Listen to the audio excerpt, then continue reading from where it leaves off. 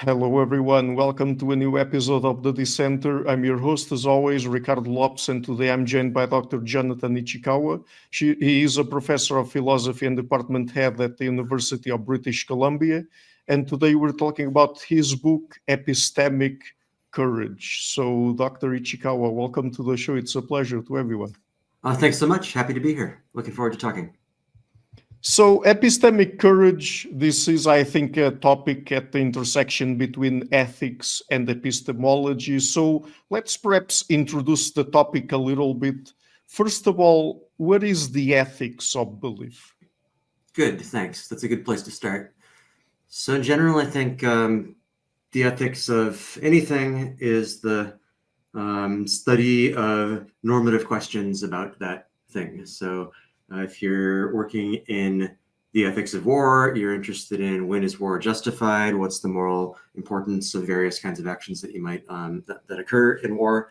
If you are looking at the ethics of sex, you're thinking about when is sex okay, when is it sexual assaults, and what are the interesting normative things to say about those distinctions. So the ethics of belief has to do with normative questions around belief, paradigmatically. When should you believe something? When should you not believe something? Is having unreasonable beliefs harmful? What motivation? Why is it important to do a good job believing? Substantive questions about under what circumstances does the evidence tell you to believe or not to, and what are the theoretical constraints about that? One of the big open questions in the ethics of belief concerns whether epistemology, which is the branch of philosophy that particularly focuses on normative questions about belief, is using its own distinctive form of normativity. So when we say you shouldn't believe that because there's not enough evidence, is that a moral norm or a different kind of norm or a distinctively epistemic norm? Those are among the central questions in the ethics of belief. And I mean, in a more general way, in what ways do ethics and epistemology relate to one another? Yeah, this is a great question. This is a really big question. And I don't think the answer is at all settled, or even that there's a very strong consensus in the literature. But I have my own take, which I'll tell you. I think that ethics and epistemology are importantly different from one another. But together, they're quite fundamental normative domains toward human experience and indeed, any kinds of actors. I think that any agent who has interests goes around the world facing complicated decisions about what to do, and the main strategy that at least agents like us have in doing a good job answering those questions involves kind of simplifying the complicated question of how to behave in the world into kind of a function of two still complicated but slightly simpler sets of questions. And I think of them as ethical questions about what sorts of goals are appropriate, and epistemic questions about how to represent what's going on in the world. If you want to make good decisions, you basically need to do two things. You need to have the right aims, and ethics is kind of about setting the right aims. And you need to have good beliefs. You need to do a good job recognizing what situation you're in so that you can make strategic decisions to pursue those aims. And that's what epistemology is about. Some people do think that it's much more muddled together than that. To an extreme, some people think that epistemic norms just are ethical norms. But I do think that there are important theoretical reasons to understand them as doing importantly different things. That's not to say that there aren't many morally significant questions within epistemology, and indeed my book, I think, is really foregrounding many of them. So it's morally important to do a good job forming beliefs. But I do think that there is a distinctive epistemic kind of normativity, and it's possible to study kind of the question of what to believe in a way that's separate from the question of what to value. Mm-hmm. So when talking about courage, of course, we're talking about a virtue And in ethics, there are different kinds of ethical theories. In this case, we're talking about virtue ethics specifically. So what is virtue epistemology? Good question.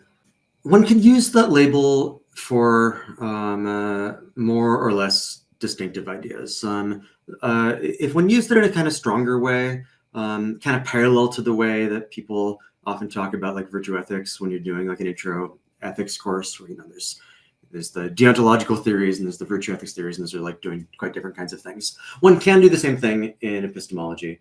I'm not making a claim that strong. When I'm exploring the kind of virtue epistemology that I'm exploring in my book, that's not because I think like there are no general norms at the deontological level that govern when belief is permissible. I'm not taking a stance on questions about like epistemic consequentialism.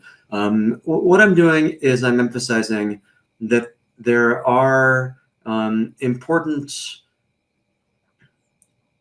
traits that can be manifested by thinkers, and that it's useful, at least some of the time, to be doing some of our epistemological theorizing at that level. And I'm quite pluralist about this, so I'm not making any kind of priority claim. It's not like, the only way you can explain a good belief is by like what a good believer would believe. I'm not saying something like that. Some virtue epistemologists do say things like that. What I'm saying is more modest in this sense. I'm saying there's certain kinds of habits, character traits, belief dispositions that we manifest when we're going around the world, and we can gain some insight into focusing on those traits of thinkers. And epistemic courage is the main virtue that I'm exploring in my book, and that's really this trait of kind of not being too skeptical, not being too reckless or too gullible, having this kind of good balance of being open to acceptance the right amount. And I think that that quite often the way epistemologists, but also the culture at large thinks about epistemology tends to have the wrong balance there. And employing this virtue of courage, which I think in like Aristotelian senses is kind of a mean between two vices, I think that can be a helpful corrective to some of the mistakes that I'm seeing in the culture and the literature. Mm-hmm. So one of the main questions that you address in the book is, what is bad belief? So what is actually bad belief, and is this an epistemology question, an ethics question, or both? Good. I think that fundamentally there's a level of epistemic evaluation, a level of doxastic evaluation. So, are beliefs good beliefs or bad beliefs?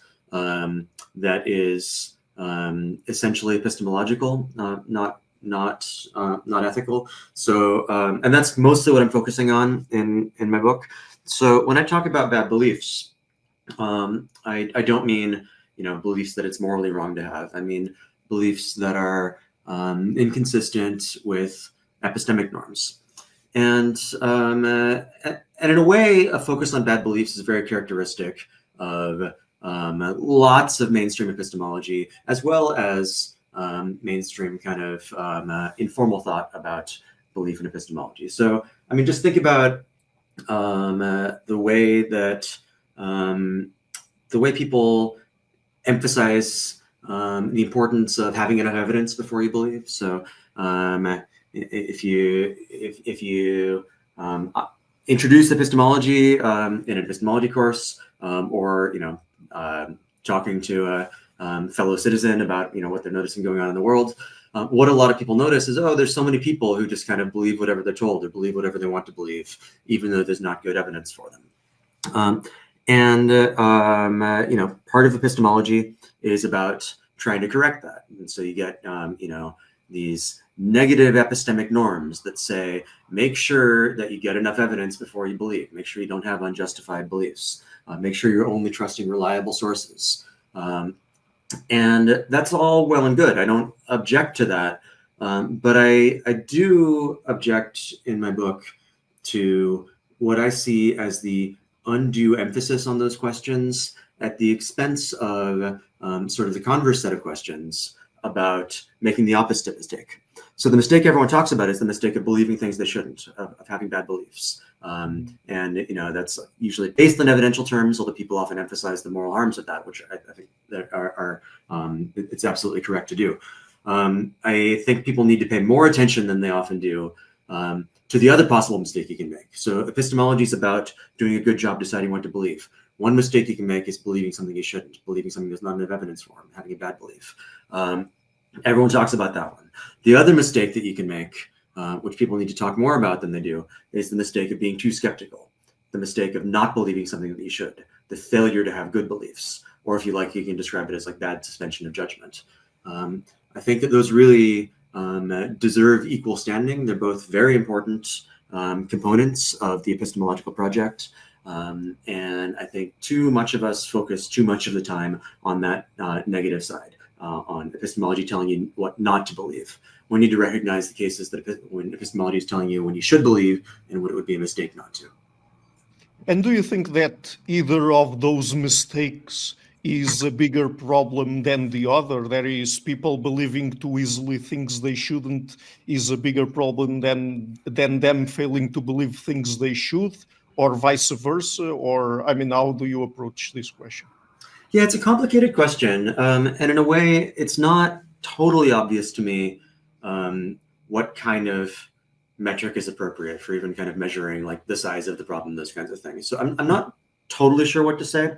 My instinct really is to say that they're equally important. I definitely don't want to be saying that it's wrong to be focusing on negative epistemic norms. It's wrong to worry about bad belief. I don't think that at all. My book is really trying to set that aside, not because I don't think it's important, but because I think there's plenty of attention paid to those questions already. So my stance is there's been kind of an nearly exclusive emphasis on the negative side of epistemology. And I think the positive side of epistemology is very important. I guess I think probably approximately equally important if I know how to measure that. But because there's been such a focus on the negative in the literature elsewhere, I'm trying to correct that by focusing much more on the positive in this book. Mm-hmm. So in your book, you point to the existence of a negative bias about belief, both in epistemology and also in non-academic discussions of intelligence, rationality, and so on. Could you explain that bias, the negative bias? Sure, yeah. So I mean, what I mean by the existence of the bias is kind of just what I said. Even though they're both really important, there's so much more attention that's put on the negative side. I can say a little bit to kind of illustrate why I think that's so. For one thing, so much of our discourse is wrapped up around around kind of a veneration of careful consideration, where careful is really stereotypically, conceptually, tightly coded to being slow to believe, collecting more evidence before you kind of reach your conclusion. A lot of the metaphors that we use to talk about these things, I think, encode what I see as a bias. So people talk about the importance of not jumping to conclusions. The implicit assumption behind the metaphor is, when you jump, you're leaving somewhere safe towards something that might be dangerous. So that's kind of assuming this idea that suspension of judgment is always the safe thing, and believing is the potentially dangerous thing that you better make sure you've done your due diligence before doing. Our stereotypes of rationality, I think, really strongly encode slowness to act. We worry a lot about kind of making sure you don't get duped. There's this deep stereotypical association between being skeptical and like being rational and being intelligent. And sometimes you see this like laid out explicitly. You know, you see people saying, "Oh, you know, it's never wrong to be skeptical, even if it turns out that you know, the evidential source that you're looking at is accurate. You know, scrutinizing it more closely can never be a mistake." And I think that's wrong. And in some sense, when you look at it with like the right level of abstraction, I think that's clearly wrong.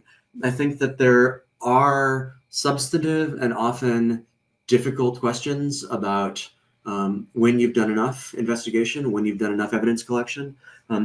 Sometimes it's hard to know not just you know, what your current evidence supports, but whether you have gathered enough evidence and thought about it enough to make it reasonable to an inquiry. And actually, the fact that that can be hard just basically entails that it's not always right to keep being more skeptical. Because if it were, then anytime you wondered whether to keep going, you should just keep investigating. But sometimes you shouldn't keep investigating. Sometimes you know enough, the question is settled, and you're at best wasting time by investigating further. And depending on the circumstances, you know, you might be missing opportunities to take important actions. You might be disrespecting people if what you're doing is, you know, continuing to investigate whether their testimony is true, when in fact you have plenty of reason to conclude that it is. This bias, I think, runs really deep. I do a little bit of sort of fanciful alternate history of philosophy imagination in my book.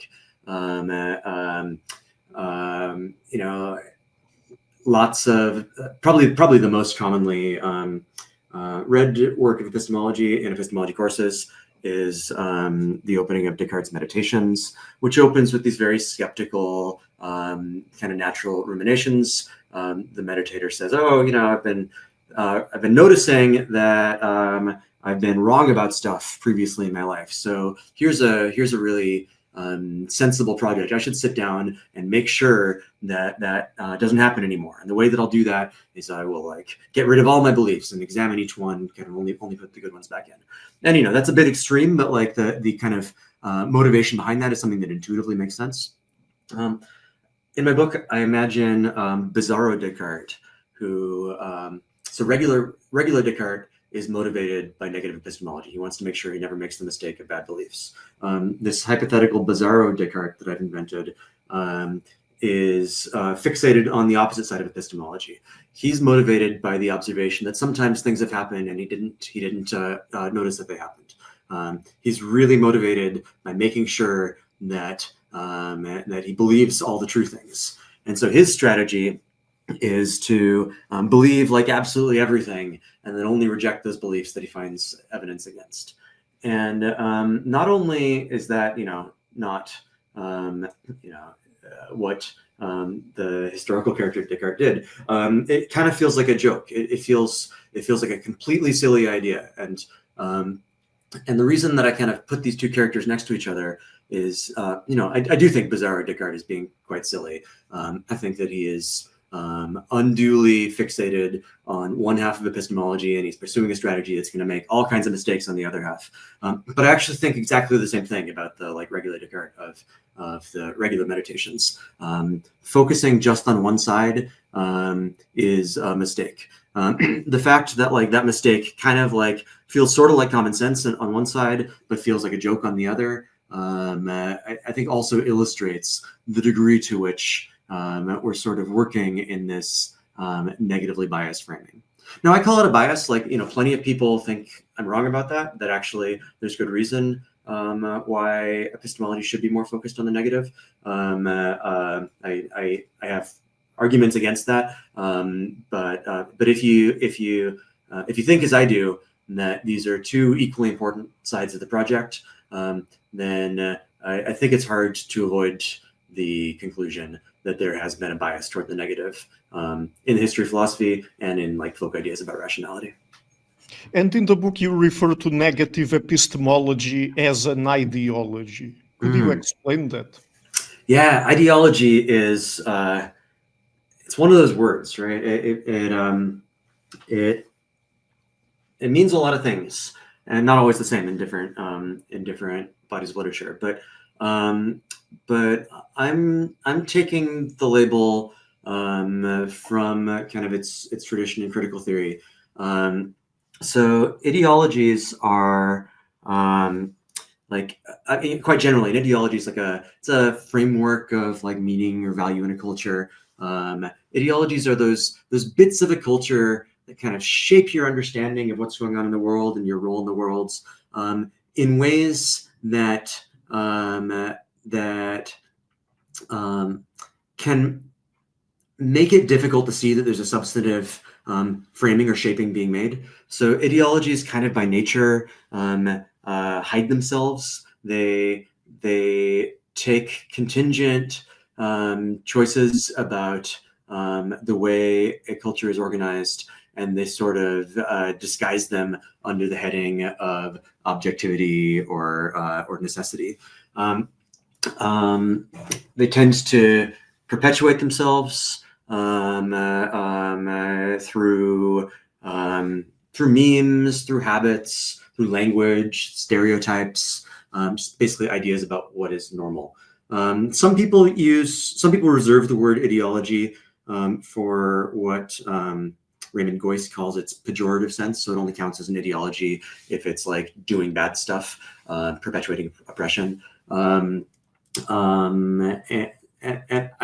I argue in my book that this negative bias is ideological in both senses. So it has those features and does, in some ways, perpetuate oppression by kind of reinforcing certain conservative status quo biases. And I could talk more about why I think that. But what makes it ideological is that it has this characteristic feature of making this what I was just suggesting as a bias, this emphasis on the negative side of epistemology, and making that feel kind of obvious, making that feel natural, kind of not like a choice at all.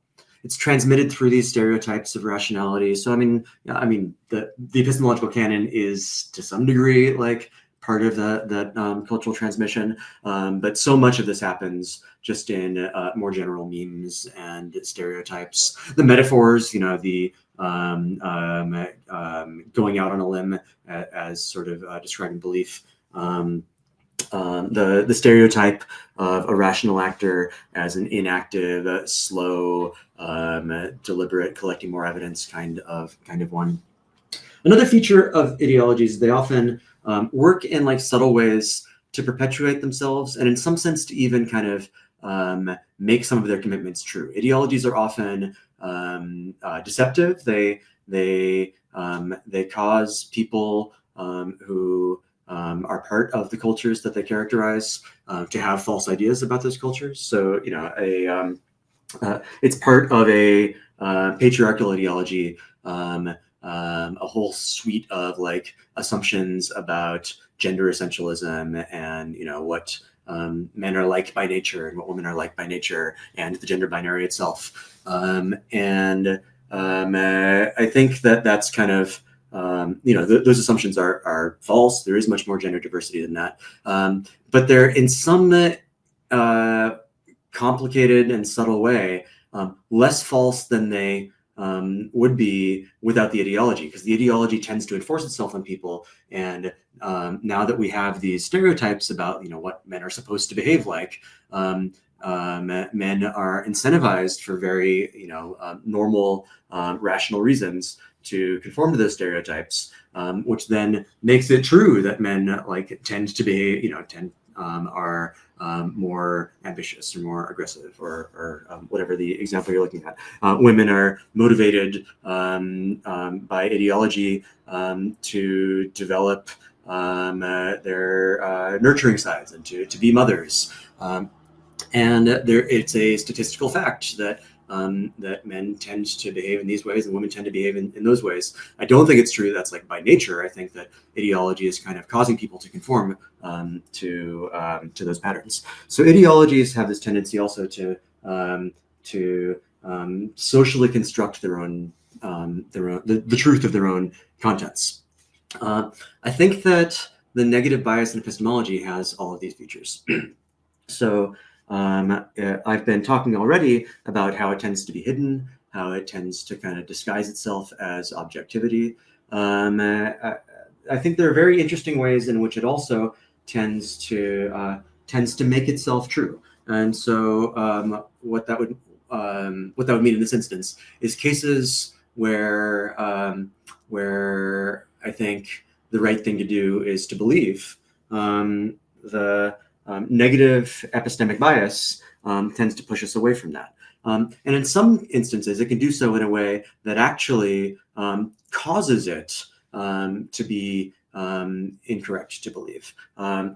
So this is subtle because of some of the distinctions between belief and knowledge and acceptance. But the general kind of idea is the more you have this negative epistemic bias in your culture, the more natural it's going to be to feel doubt about your commitments, and the feeling of doubt is something that can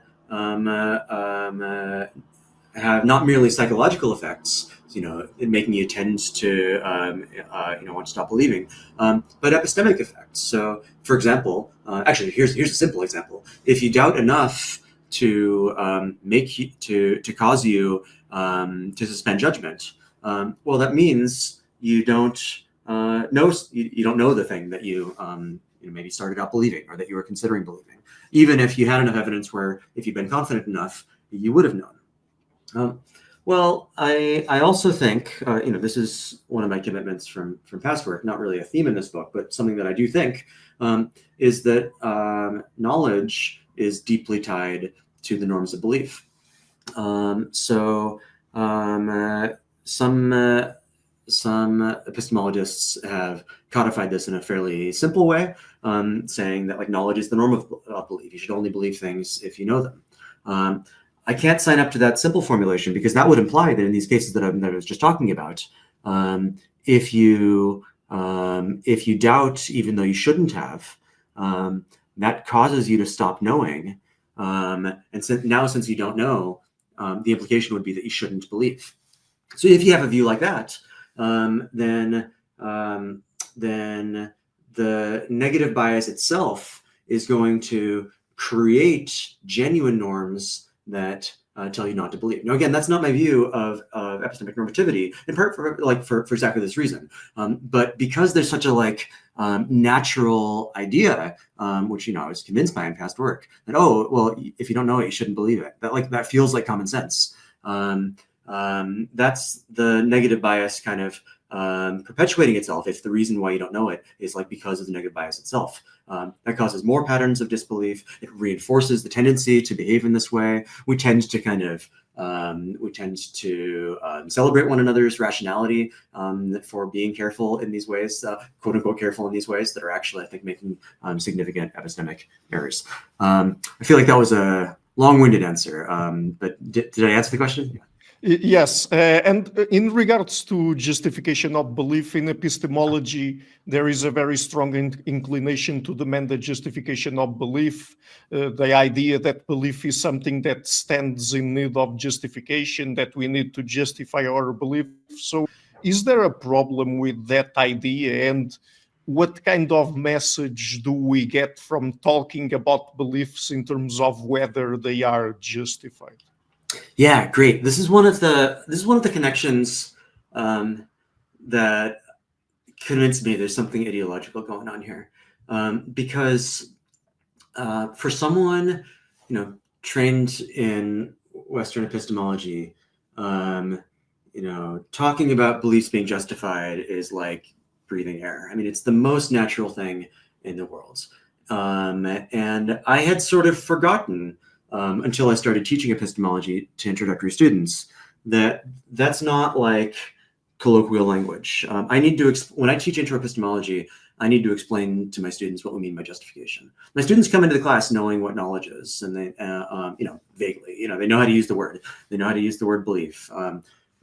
Justification needs to be explained. Justification really is a philosopher's term of art. And I noticed two things in the course of researching for this book that surprised me. One is just how recent the ubiquity of justification talk is in the history of epistemology. It basically comes in the second half of the 20th century. It basically comes out of Getier's paper, "Is Justified True Belief Knowledge?" I mean, there are examples of the use of that word in the history of philosophy going back older than that, but it's really like post Getier that epistemologists started saying things like, all beliefs need to be justified, and justification is a necessary condition for knowledge, and things like that. And so that was one thing that I noticed. Oh, that's a recent choice. That means it's contingent. We could have settled on different terminology.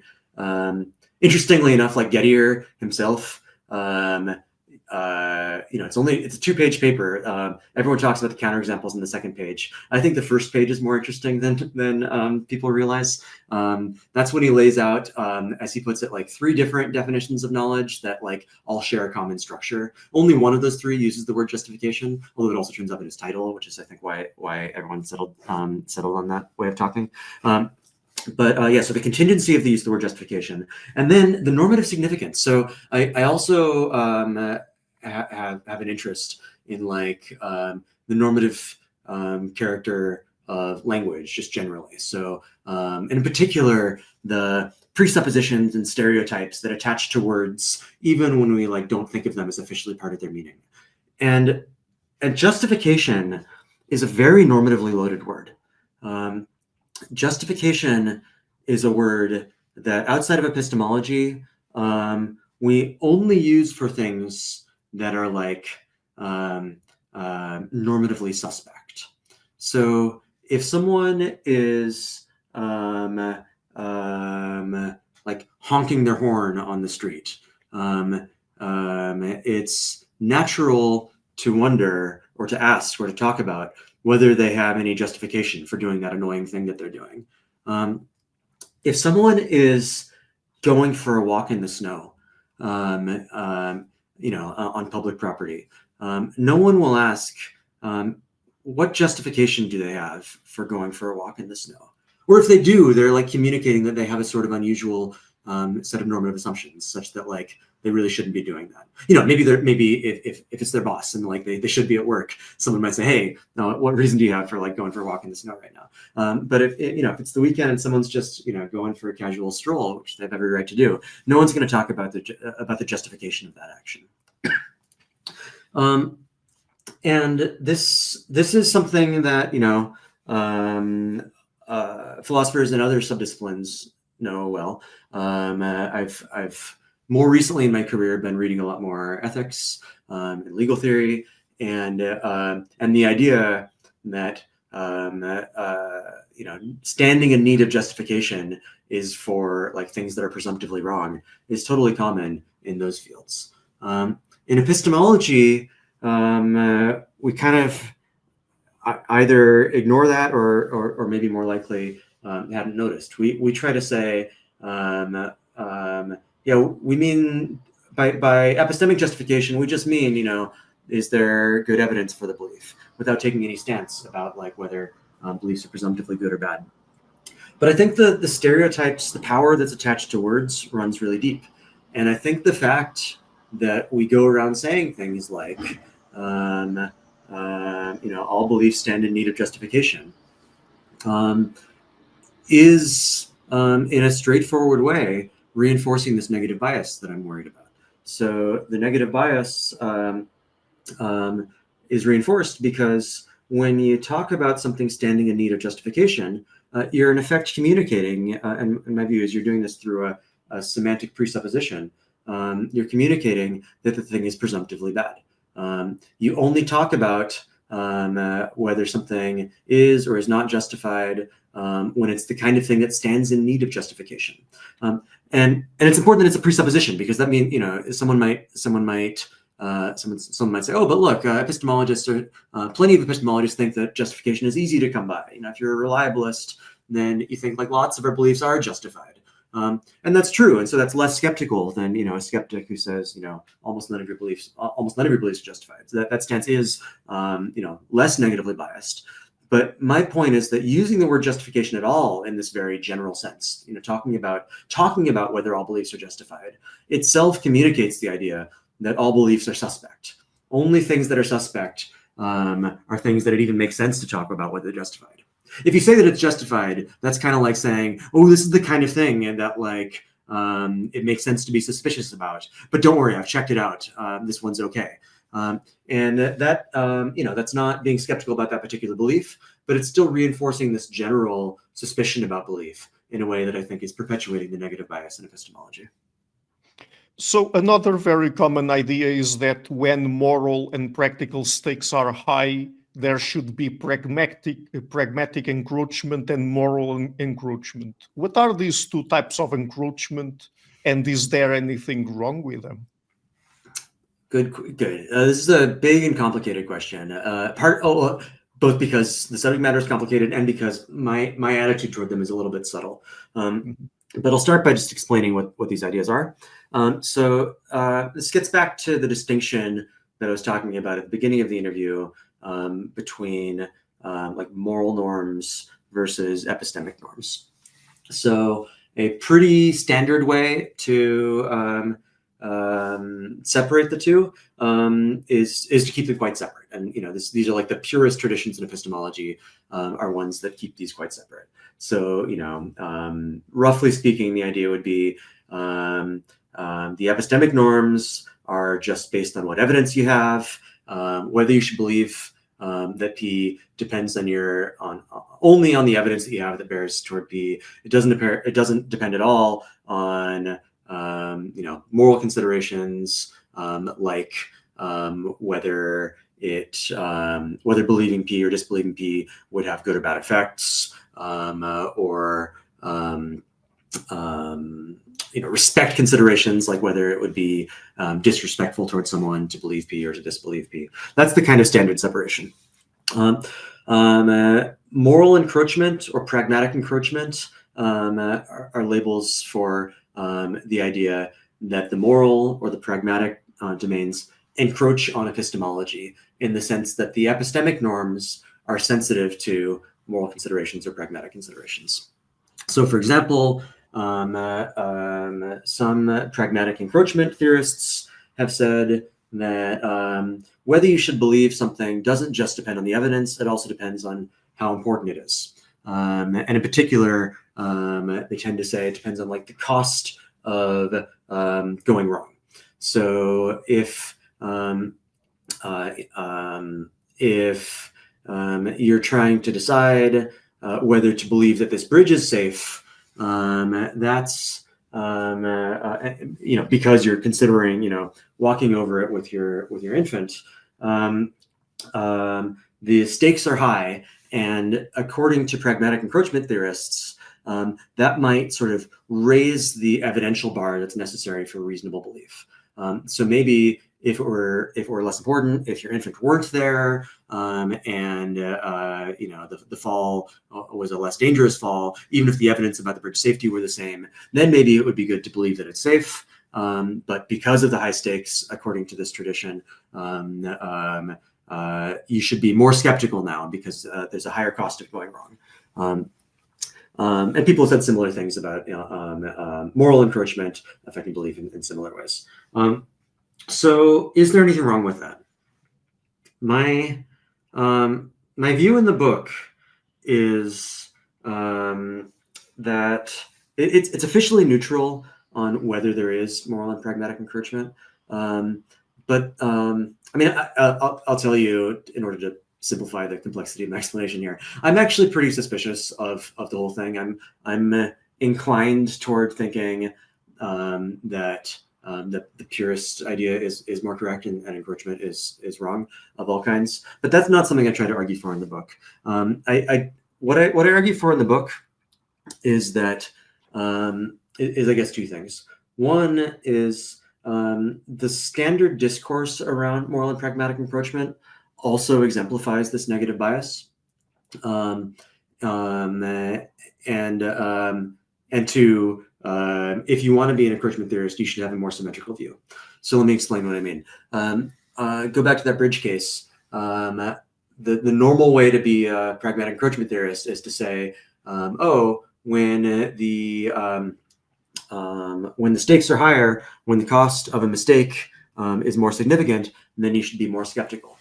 Well, that only makes sense on the assumption, which I think everyone's making, but few are even bothering to state, that the only relevant kind of mistake you could be worried about is the mistake of a bad belief. So, and that example that I gave was sort of designed to elicit that set of assumptions. You're standing there with your kid, considering whether to cross the bridge, considering whether the bridge is safe, and in many normal circumstances, if you're deciding should I believe, should I not believe, if you believe when you were wrong, then the bridge might break on you and you'll get seriously injured, you and your kid. And that's the bad thing that people worry about. And if you make the converse mistake, which many people don't even register as a possible mistake, the mistake of suspending judgment when actually there wasn't good enough evidence to believe, then you didn't get to cross the bridge. Maybe you have to walk around, or maybe you just go a different way, and it's like not that big a deal. And there's plenty of cases that are like that. But assuming that all cases are like that is in effect to assume that the thing that'll happen if you don't form a belief, which is typically, the thing that we kind of interpret as not acting, letting things proceed as they are. If we assume that that's always going to be fine, then that negative bias makes sense. So this is the sense in which I think this negative bias in epistemology tends to perpetuate a certain kind of status quo bias, a certain kind of conservatism. If the only thing you're worried about is the worry that when you intervene, you're going to mess things up based on a bad belief that you had, then that motivates being more skeptical. But if, as is often the case, you should be worried about what happens if you don't do something. If the status quo is not a great situation, and failing to form the belief that you should have wasn't merely a missed opportunity to do something good, but something that is actually quite costly, then the sort of incentive structure is reversed. And I argue in the book that if you want to be a pragmatic encroachment theorist or moral encroachment theorist, then in those cases, you should, if you want to be an encroachment theorist, you should do it symmetrically. So in some cases, like the ones people focus on, the higher stakes or the moral cost should push you toward skepticism. But in other cases, where the bad thing that might happen is what happens if you don't believe, then maybe if you want to be an encroachment theorist, you should think that the moral or practical pressures should push you away from skepticism towards belief. So there should be cases where these pragmatic or moral considerations lower the evidential bar for permissible belief or even for required belief. So what are the kinds of cases that might be like that? Well, I think one set of examples come up pretty naturally from some of the agnotology, motivated ignorance literature, manufactured skepticism about kind of big, complicated, harmful stuff that we need to react in dramatic ways to. And climate change is is a famous example and a really great example. So corporate interests are, the fossil fuel industry has an interest in the status quo, even though it's seriously contributing to suffering in the world through climate change. Shifting our energy infrastructure away from these carbon-emitting fuel sources is complicated and difficult and requires tremendous political motivation and energy. And a really effective way to stop that from happening, if you're the fossil fuel industry, is to make people feel not quite sure about it, to cause doubt. The fact that there's all this negative bias around that I'm talking about makes that easier in lots of ways. But given the practical situation that we're in, the cost of the status quo is tremendous. The cost of not doing anything, and that's what will happen if you continue to suspend judgment. So maybe this is the kind of situation where the kind of situation where if you believe in pragmatic encroachment or moral encroachment, that encroachment should actually make you less skeptical, not more, because the more harmful thing is letting us stay on the course that we're on right now. Other quite different kinds of cases that come up in the literature. I mentioned one reason people have been interested in moral encroachment has to do with questions about respect. If you would, this comes up especially in some of the literature on beliefs based on statistical generalizations.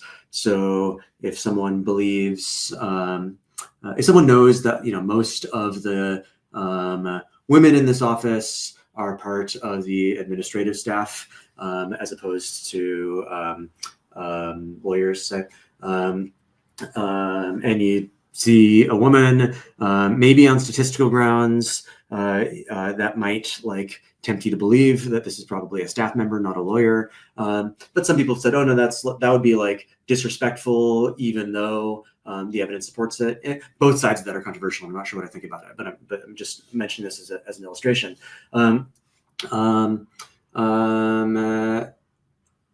If that's right, then I think there are also going to be cases where you disrespect someone by suspending judgment. And actually, we do know this, in one domain that's not super connected to this literature for whatever reason. But one place where this comes up in the epistemic literature all the time is in testimonial injustice, right? So testimonial injustice, from Miranda Fricker's book, Epistemic Injustice, happens when you give someone undue doubt. And so someone tells you something and you give them a credibility deficit. You don't believe them as much as they deserve to be believed. Well, that's being too skeptical. And Fricker points out, which is common sense, that's not merely an epistemic mistake. There's something disrespectful about that. There's a kind of moral injustice happening here, and I think that's right. Well, if you're a moral encroachment theorist who thinks that the moral status of your doxastic choices should push you toward the thing that doesn't do the moral injury, then testimonial injustice should also push you for very similar kinds of respect engaging reasons towards belief. Now, again, I'm kind of suspicious about this whole thing. I think really, if you want to know what's deep in my heart, I think probably both moral encroachment and pragmatic encroachment are not correct. But in the book, what I argue is that if you want to believe in these things, don't just believe on the skeptical side. Sometimes they push the other direction as well. So now let me ask you, just before we get into epistemic courage, what is epistemic faith?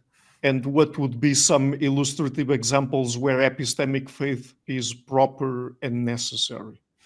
Good. So yeah, faith's another one of these words. People use it to mean a lot of different things. I do think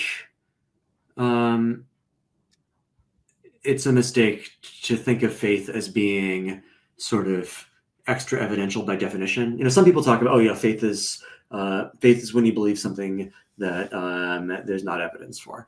And I do think some faith is like that. Some misplaced faith is like that.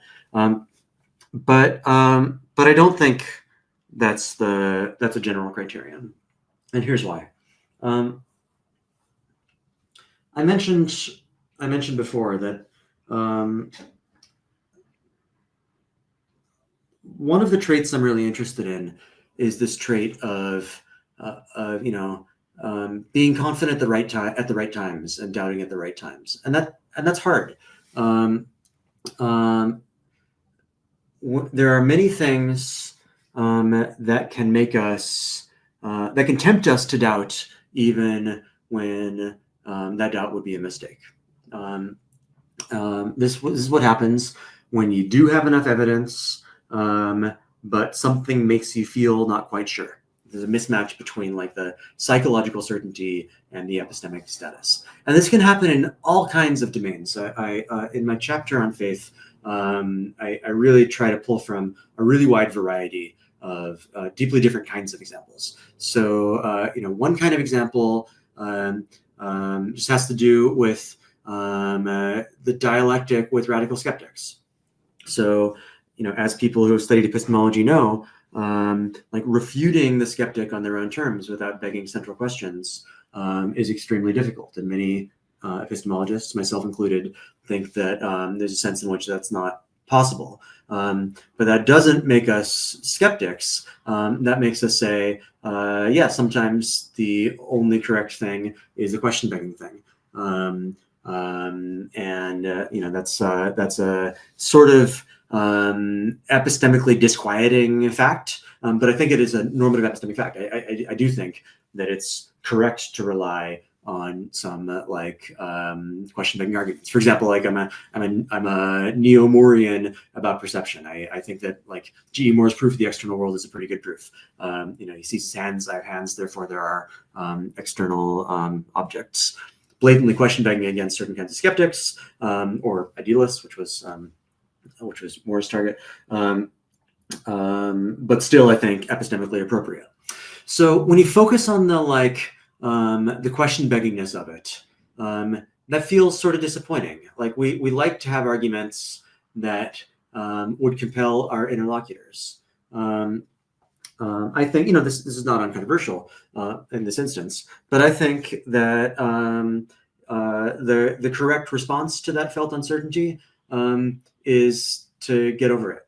I think that it would be nice if I had an argument that would convince someone who didn't have some of my starting points, but the fact that I don't isn't a reason for me to doubt myself. That's what I think about external world perception, and that's generally what kind of neo-Moreans think about that. Let me give a couple more pretty different kinds of examples. Fundamental reasoning, logic, a priori investigation. Here, it's maybe more obvious that like the justification of some of our foundational logical reasoning would have to be question begging against someone who doubted it, because you can't reason about anything without reasoning. So if you're justifying reasoning, you're going to have to reason to do it. So you can, why is inferring according to modus ponens okay? Well, I can give a soundness proof of that reasoning. I can argue for why inferring according to this method will never take you from something true to something false. But that explanation that I give is going to use conditional reasoning. It's going to have modus ponens in it. When you notice that, that can also make you feel bad. And a lot of the epistemology of the a priori is about, okay, so what do we do instead? Or do we learn to live with that badness? Again, kind of like my neo-Morean stance about perception, I learned to live with that kind of feeling of disappointment. I don't think it actually is a genuine kind of epistemic badness. I think for general structural reasons, the constraint that you should never be allowed to rely on something that a certain kind of interlocutor wouldn't accept is just a false principle. It's obvious. It leads immediately to very radical skepticism if you take it in generality. But I also think something very similar to this happens in extremely different kinds of cases. So those were traditional epistemology kinds of cases, foundational epistemology kind of stuff. I think this happens in more socially interesting cases too. Think about gaslighting. So gaslighting works by pressuring someone into doubting something that they have excellent reason to believe. Why don't we take the actual eponymous example from the play and the movie Gaslight. The protagonist there, sees the lights dimming, and her abusive husband basically tells her, "No, don't trust your eyes. You're wrong about that," and encourages her to doubt herself for his own selfish reasons. Okay, so and gaslighters, have many skills. They use psychological knowledge to poke people in ways that do tend to successfully cause this kind of doubt. That said, humans aren't robots. There's not like a button that you can push that just kind of is the doubt button that's guaranteed to cause someone to doubt and give up. When someone is exposed to a gaslighting attempt, they have some of their psychology is relevant for what's going to happen as a result. And sometimes someone tries to gaslight you, and you resist it. You can kind of feel the impulse, because they're skilled at pushing buttons that really do kind of make you question yourself. But here's a possible thing that could happen.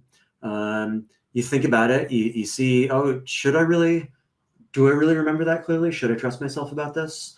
A possible thing that you can do, and sometimes a good thing that you can do, is to answer yes. You can resist the gaslighting. That, I think, is also a clear instance of epistemic faith.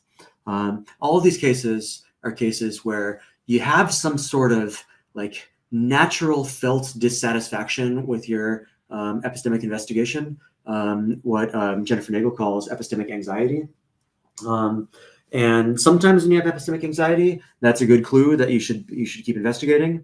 But sometimes when you have epistemic anxiety, that's just because you're being anxious, even though you had plenty of evidence. And when you rely on your own judgment, even though you have this kind of feeling, maybe manufactured, or maybe just kind of because of the general structure of the dialectic of dissatisfaction, of uncertainty, even though you have that feeling, you can say, no, I have enough evidence, I'm going to trust it. And you can be right about that. When that happens, you are exhibiting proper epistemic faith. Epistemic faith is when you believe despite this kind of temptation toward a feeling of uncertainty. And sometimes that's bad. You shouldn't put epistemic faith in things that you don't have enough evidence for. But sometimes you do have enough evidence, and you should continue to have faith anyway. Give just one more example. This one's like from the cover of my book. This is the Grand Canyon Skywalk. It's a bridge over the Grand Canyon that has a transparent bottom. And when people walk out over it, they have plenty of evidence that it's perfectly safe. It's been manufactured very carefully, and people go over it all the time. It's never fallen while someone's on it. That's just not a thing that happens. But there are very normal psychological mechanisms. When you walk out and you look down and you see the Grand Canyon like stretched up below you, that tends to make you feel afraid. There's fear of falling, but that can get into your belief too, right? And sometimes that can motivate you to doubt whether it's safe. That might make you say, oh, maybe I should watch 10 more people go before I'm confident about it. That, I think, would be incorrect. You have plenty of evidence already. Trusting your assessment of the situation, which was correct in the first place and based on good evidence, despite the existence of reasonable pressure towards doubt, is when epistemic faith is good. Sorry, that was a long answer too, but yeah. So let's talk then about epistemic courage, the central topic of the book. What is epistemic courage then, and how does it relate to moral courage? Good. So actually, having just explained epistemic faith, it's relatively simple to kind of state what epistemic courage is, in my view. Epistemic courage is the tendency to have epistemic faith in the right circumstances. So I mentioned at the beginning, I think of it on the kind of Aristotelian virtue model as a mean between two vices. So there's one epistemic vice of epistemic recklessness, where you're not paying attention to the evidence and you're just kind of believing things without regard for whether it's a bad belief. And And that's the thing that like mainstream epistemology is mostly focused on. Don't be epistemically reckless. But there's an opposite vice that hasn't gotten enough attention, and that's what I call epistemic cowardice. And that's when you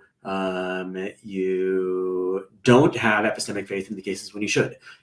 Anytime your belief is challenged, or anytime you notice a respect in which you could have investigated more, you feel like, oh, I shouldn't make up my mind, I should continue suspending judgment, I just don't feel sure about that. That's the mistake of kind of bad suspending judgment, and that's the mistake that like my book is trying to be correcting about. So epistemic courage is the virtuous mean between the two. So someone has epistemic courage to the extent to which they don't make either one of those mistakes. And this is very parallel to, at least like an Aristotelian understanding of moral courage. So moral courage is feeling and being guided by the correct amount of fear. You don't want to be reckless and be doing stupid, dangerous things all the time. That's not courage. That's recklessness. You also don't want to be cowardly and never take any chances or never do anything that you feel might be a little bit dangerous. You want to have a well-calibrated sense of what you're capable of, and you want to subject yourself to the amount of danger that's kind of justified by the practical situations that you're in. That's what moral courage is. Epistemic courage is just the analog to that in the doxastic realm. So you aren't too skeptical, you aren't too gullible, you have a good, accurate sense of your own doxastic capacities and the evidential situation, such that you are good at recognizing those points where you know enough to form a belief. Mm-hmm. So an illustrative example of what you explore in the book in regards to negative epistemic bias, skepticism, and epistemic faith is the case of testimony and rape culture. Could you tell us about it and how we can achieve epistemic courage in this particular case? Good, thanks. Yeah, that's an extended case study that I use late in the book, and in some ways it's a really good example. In some ways it's a more complicated. In some ways, I guess I don't want to say it's a bad example, but it's a complicated example because the things that I want to say about it, are complicated. Part of the reason that I use that example is, as a historical matter, thinking about testimony and rape culture is kind of what got me to this project in the first place. In a way, it was a generalization of it. So maybe I'll trace you through some of my own history of reasoning through these kinds of things.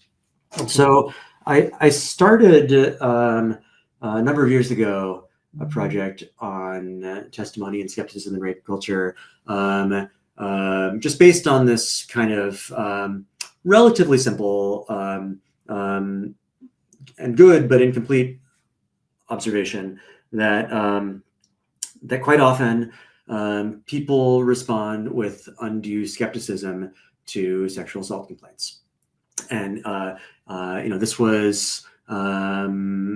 was made super famous during the Me Too movement. The profession of academic philosophy got a little bit of a head start a few years before that. We had some high-profile cases of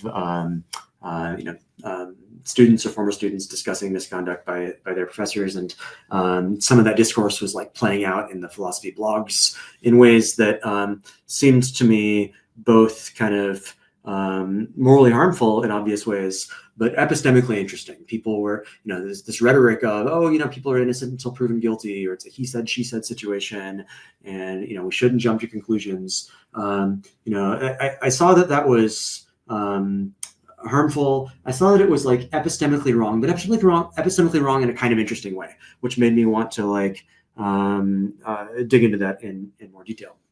And so my early work on that topic was really about moving away from the negative mistake there. Basically, I noticed, people are making complaints that are credible, that amount to really strong evidence, but too many people are being skeptical about them, motivated in part by deference to the status quo, deference to existing power, not wanting to rock the boat, things like that. And those themes are definitely still major themes in like the book that I've written here. The big thing that changed and complexified the story for me between some of my earlier work on that topic and the chapter that I've written in this book is an appreciation for especially the intersectional complexity of questions about sexual assault and testimony and credibility. One big piece of the problem was that kind of undue skepticism, and I was focusing on these cases where you have, these are kind of the cases that are most prevalent in the public imagination, where you have kind of a high status individual, typically a man, who is wronging a subordinate or a student or someone in a position of relative powerlessness. And I think in those cases, the dynamic does play out in basically the way that I was focused on. But as I was reading more about rape culture and testimony and credibility, I was reminded that there's a really important sort of other side of this, which is that in some cases, people are extremely credulous about misconduct allegations, and those are cases where the power and the privilege are flipped from the kinds of cases, the examples that I was talking about earlier. The most obvious instance of this is the historical prevalence of credulous and violent responses to white women accusing Black men of sexual misconduct, especially in the American 20th century, early 20th century, but much more broadly as well. So this made me realize, and this kind of helped the chapter that was developing fit into some of the dialect about courage as a sort of wisdom requiring Aristotelian mean. This made it really vivid that the solution to the undue skepticism that I was noticing about sexual misconduct allegations can't be anything remotely as simple as like turning up the credibility dial. We won't make things better if we just kind of reflexively increase the degree to which we believe all sexual misconduct allegations. That might make some of the cases that I started by thinking about better, but it would make these other kinds of cases worse. With sexual assault testimony, just like anything else, you need to pay attention to both sides. You need to not have bad beliefs, and you need to not have bad suspicion or judgment. And both things are happening, and both things are happening like quite a bit. So reflecting on the intersectional complexity of these questions about what degree of credibility should be offered really drove home to me how subtle the virtue of epistemic courage has to be. Like, really, if the virtue is being credible at the right time, being credible when you should, and doubting when you should doubt, that requires a lot of social understanding. That requires sensitivity to these intersectional considerations, and that requires attention to the particulars of the situation that one is in. There's no one simple trick to doing a good job here. In this particular example, like I was mentioning, I think mistakes on both sides are quite common. There's cowardice in some circumstances, there's recklessness in other circumstances, and both of those are really serious moral harms. So courage is difficult. Courage is requires a lot of knowledge, it requires a lot of wisdom, it requires a lot of attention to these kinds of complexities. I think it requires a lot of understanding of the ideological forces that are at play, the patriarchal ones, the white supremacist ones, that's kind of what it takes to do a good job recognizing when there is and is not enough evidence to form belief. So I would like to talk a little bit about context now before we get into the last topic of our conversation today. So tell us about the idea of epistemic contextualism, or the idea that the language we use to talk about knowledge is context sensitive, and how it contributes to truth conditions. Good, yeah. So this is something that I focused on a lot earlier in my career. My previous book before this one was really all about epistemic contextualism. So epistemic contextualism is, it's a linguistic view. It's the idea that the language we use to talk about epistemic matters, and I, like many contextualists, focus on the word knows, is context sensitive. So language is context sensitive. That means that in different conversational contexts, we use it to contribute importantly different things to the meaning of what is said. So to take the simplest kinds of examples of context-sensitive language that everybody understands are indexicals, words like I or you or here or now. These are all context-sensitive words, which means that if two different people say the same sentence, if I say I wrote a book called Epistemic Courage, what I say, if I say that sentence, is something true, namely that I, Jonathan, wrote a book called Epistemic Courage. If you uttered that very same sentence, you'd be saying something quite different. And unless you have a different book that I don't know about, it would be false. So the word I is a context-sensitive word. It contributes to the truth conditions of sentences in different ways in different conversational contexts. Epistemic contextualists, and I'm one of them, think that the word knows is, in one interesting sense, similar to the word I in this respect.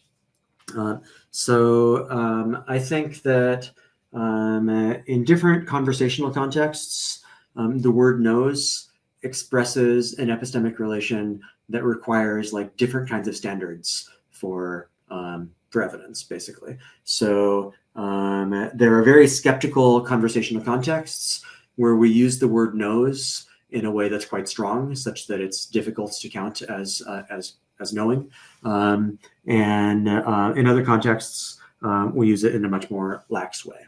This is a bit analogous, maybe another analogy that would be useful to put on the table is the way that gradable adjectives work. So, tall is a gradable adjective. How tall do you have to be to count as tall is also a matter that is sort of settled from context to context.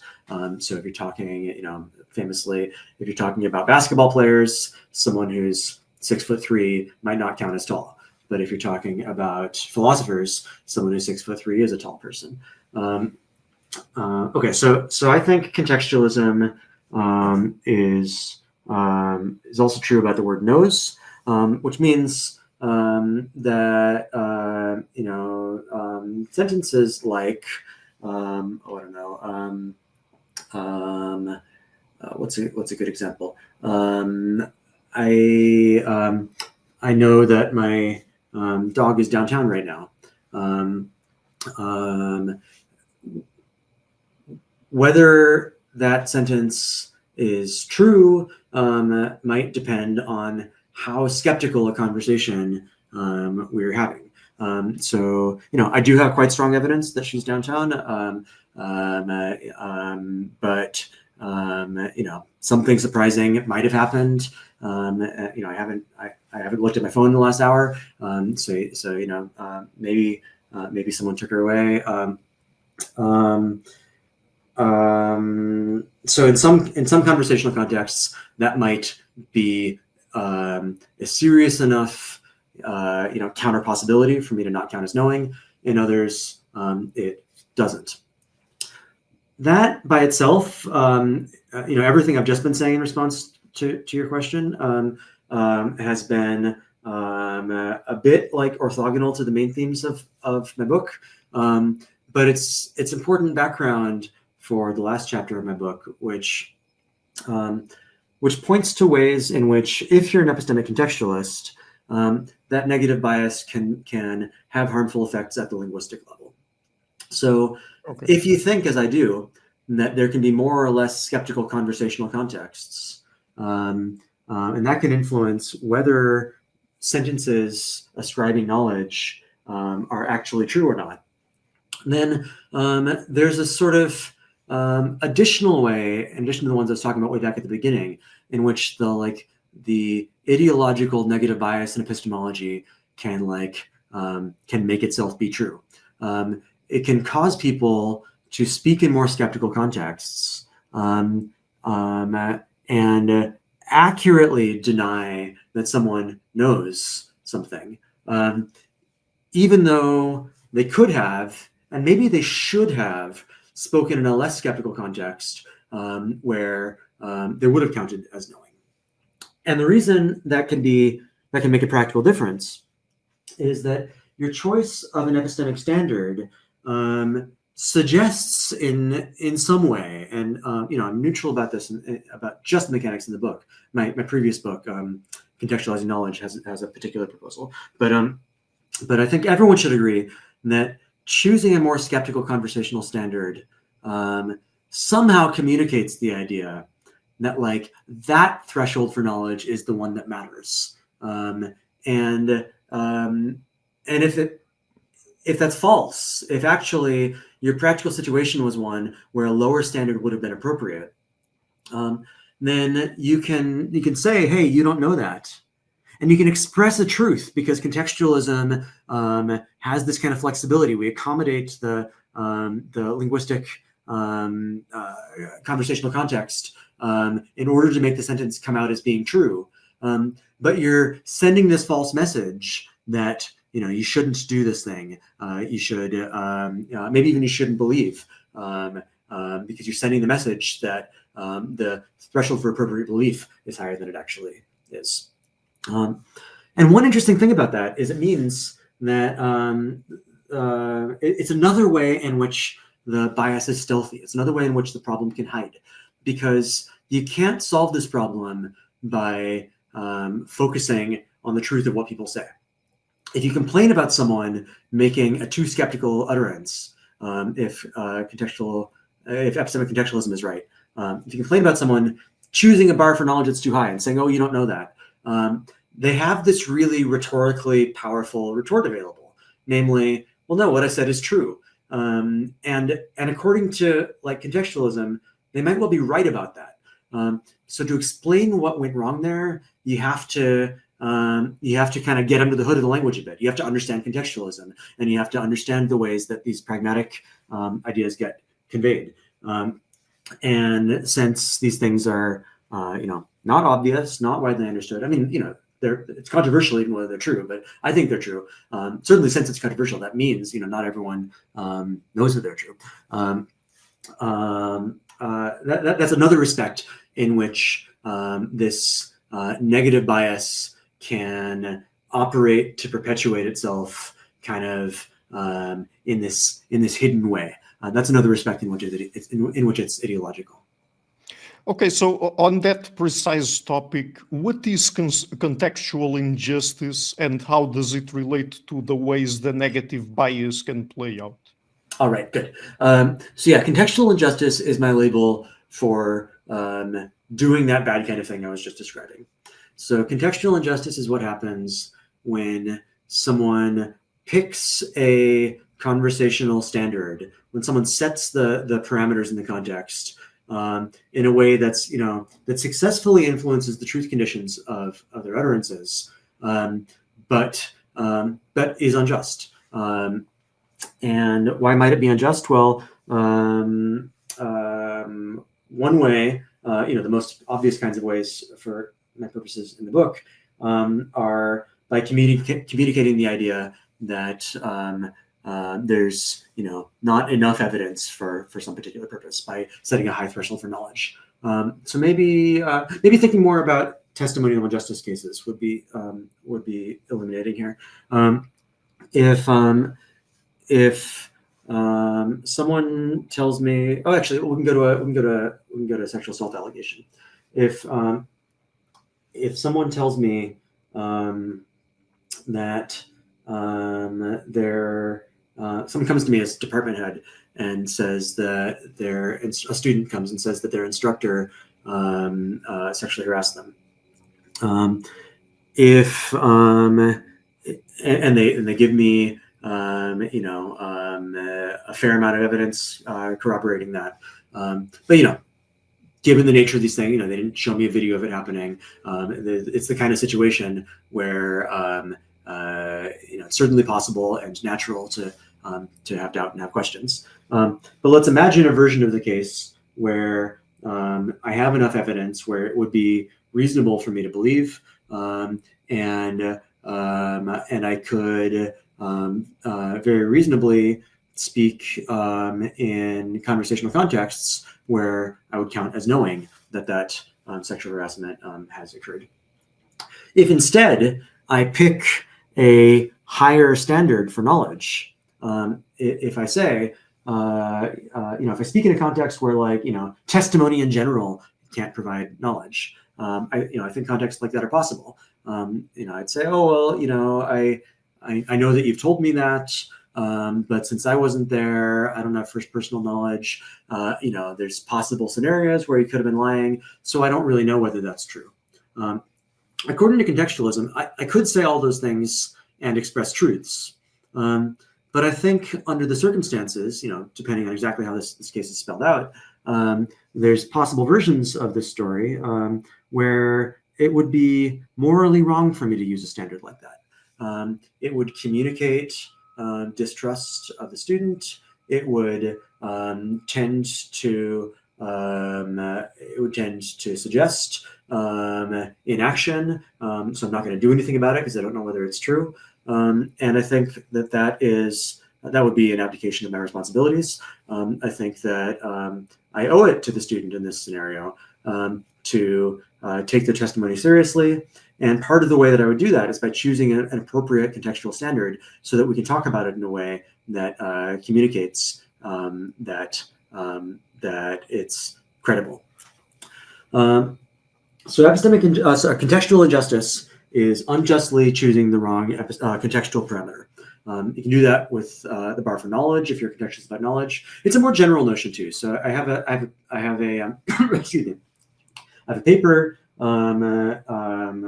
that discusses contextual injustice with a couple of central examples. One is the knowledge example that I focus on in the book, but I also talk in that paper about gender terms. I think there may be a strong case to be made that gender terms might also be context sensitive. In particular, there might be trans-inclusive ways of speaking and trans-exclusive ways of speaking. And I think for general moral intersectional reasons that in most contexts, maybe all contexts, the trans-inclusive ways are the better ways to speak, and that it's unjust to speak in these other ways. But I don't think it's impossible to use these words to express trans-exclusionary, gender ideas. I think often that would be an example of an injustice too. And once you have the general framework, I think that contextual injustice can happen in quite a wide variety of areas. Only some of them have to do with the central themes about the negative bias and epistemology here, which is why I focus on the bar for knowledge in this book. One last question. How should we approach phenomena like misinformation and conspiracy theories then? And aren't those cases where a negative bias should prevail? Good. This is a very common thought. To some degree, I want to resist it. I mean, like I said at the beginning, I do think the negative side is important, and the positive side is too. I focus on the positive side because the negative side gets plenty of attention. And I certainly think that there are examples of mistakes that people make with respect to misinformation and conspiracy theories, where focusing on the negative side of the story is the correct thing to explain. But I actually don't think that's the norm. I don't think that's the typical case. Even though I recognize that it's very natural to think that. So this I think is one of the less obvious or more surprising things that I think. In the public imagination, the problem with, say, conspiracy theories, actually both conspiracy theories and misinformation, is that people believe them too easily. When you talk about like conspiracy theorists, like if you look up definitions of like what it is to be a conspiracy theorist, you'll typically see, oh, it's someone who like believes in these certain kinds of conspiracies, despite there not being strong evidence for them. But in fact, when I look around at the problems that conspiracy theories and misinformation are raising, I think that quite a lot of the time, the problems that they cause are problems of undue skepticism, not undue belief. It's possible to read, that the COVID vaccines are doing a 5G thing that's like part of a nebulous global conspiracy. It's possible to believe that, and I'm sure some people do believe that. And since there's not good evidence for it, that belief would be a mistake of the kind that negative epistemology is about. But by far the more common thing that happens, I think, is like every vaccine skeptic I've talked to that was worried about these kinds of things, they're thinking about these conspiracy theories in a doubt kind of framing. They say, well, I'm not really sure what to think, but I've heard, these bad theories, these bad hypotheses. And I've also heard, the government telling me that it's fine. But like, I'm just not that comfortable putting something in my body without being pretty sure that it's not gonna, turn me into a 5G zombie. And if that's what people are saying, and I think on the whole, that is like the more common thing that's out there. If that's what people are saying, then that's a problem of bad suspension of judgment, not a problem of bad belief. Because they're not believing. They're like, they're taking it more seriously than I want them to. But it's not that they just like accept that it's true. It's that they're accepting it as a live hypothesis. But accepting more live hypotheses, that just is kind of keeping the question open. And so this is part of why it's so important, I think, to notice that there's two sides to this, and to two sides to epistemology, and recognize that it's important to focus on the positive side. Because if you're only focused on the negative, the way that like so many people are, and if you, to my mind, falsely believe that the problem with conspiracy theories is that people believe them too easily, then you're going to reach for a solution that pushes toward more skepticism. You're going to say, okay, hey, everybody, make sure you don't get duped. Make sure you like check your sources. Make sure you like get more evidence before you form beliefs. And for the kind of person that I'm talking about, who has heard these theories and isn't sure what to think, and just has kind of doubt about the whole thing, and so wants to like, quote unquote, play it safe by not getting the vaccine. For that kind of person, the hey, don't be too gullible advice is exactly the opposite advice what they need. Because their problem in the first place was they haven't recognized that there's compelling evidence for the kind of standard story about the in this case the vaccines.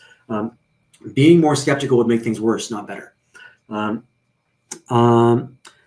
Misinformation. This is maybe even more conspicuous. And again, I think people just often don't quite think clearly enough about, or just think enough about the mechanics of how this works.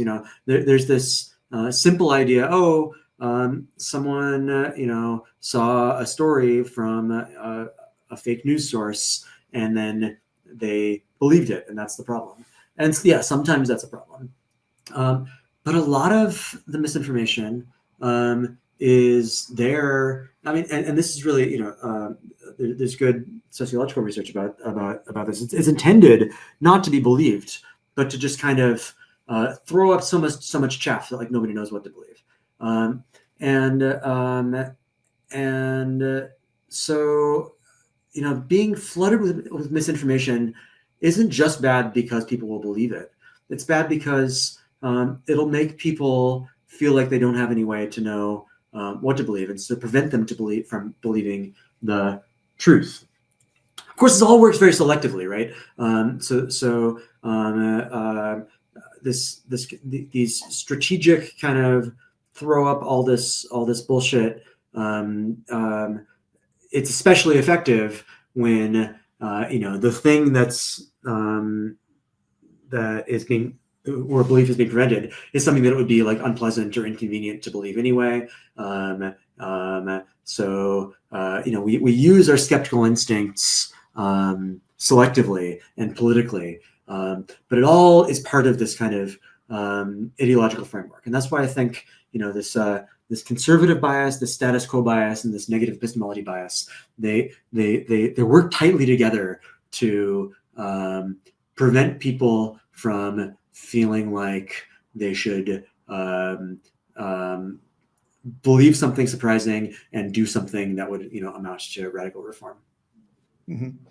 Great. So the book is again Epistemic Courage. I'm leaving a link to it in the description of the interview. And just before we go, Dr. Ichikawa, would you like to tell people, apart from the book, where they can find your work on the internet? Oh, sure. Thanks. Yeah. I have a website, jichikawa.net, where I have a bit of an overview of some of what I'm up to. I used to be active on what used to be Twitter. I do still have an account there, although I may delete it soon. I'd like to kind of get back into more active public engagement in social media, and I hope to do that soon, maybe on a different platform. The past couple of years, I've been pretty busy as a department head, so I haven't found the time to be doing that all that much. But my website's still there, and I post preprints of papers and new things up there, descriptions of my new research.